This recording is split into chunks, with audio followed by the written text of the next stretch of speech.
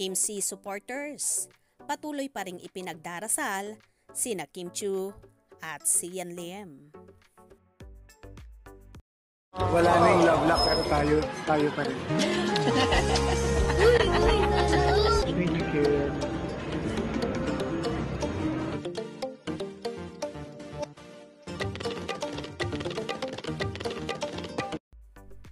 Ipinagdarasal ng mga fans nina Kim Chiu at Sian Lim na sanay maayos pa ang kanilang mga problema bilang magkarelasyon.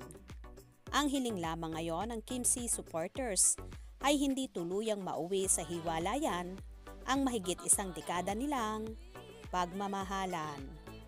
Matagal nang nababalitang nag-break na raw sina Kim at Sian, pero hanggang ngayon ay wala pang deretsahang pag-amin at pagdideny ang celebrity couple about the real status of their relationship.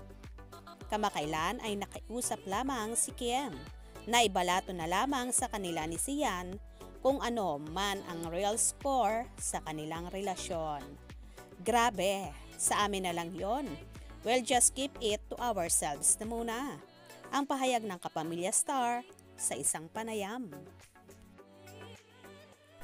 Samantala, isa sa mga isyung naging topic sa Ogie Diaz Showbiz Update YouTube channel ang tungkol sa umano'y breakup ni Kim at Sian.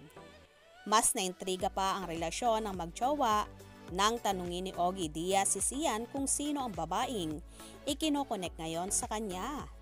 At syempre, pasagot na rin natin kay Sian Lim kung sino si Iris Lee. Ang pahayag ni Ogie. Iyang si Iris Lee daw ay non-showbiz. Ito na parang ewan ko, staff ng Viva o writer ng Viva na naliling kay Sian Lim. Sino ba yon? Hindi rin namin kilala kasi naano lamang namin sa Reddit. Pinag-uusapan sa Reddit yan, dugtong pantanong ni Papa O.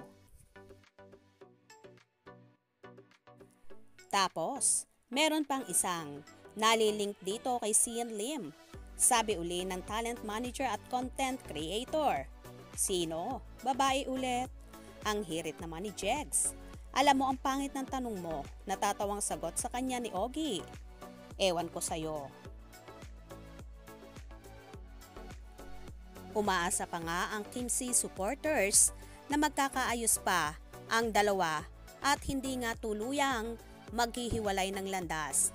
Lalo pat umaasa sila na sa kasalan na talaga mauuwi ang lahat at sila na nga ang magiging forever. Hope you enjoyed. Please subscribe for more info.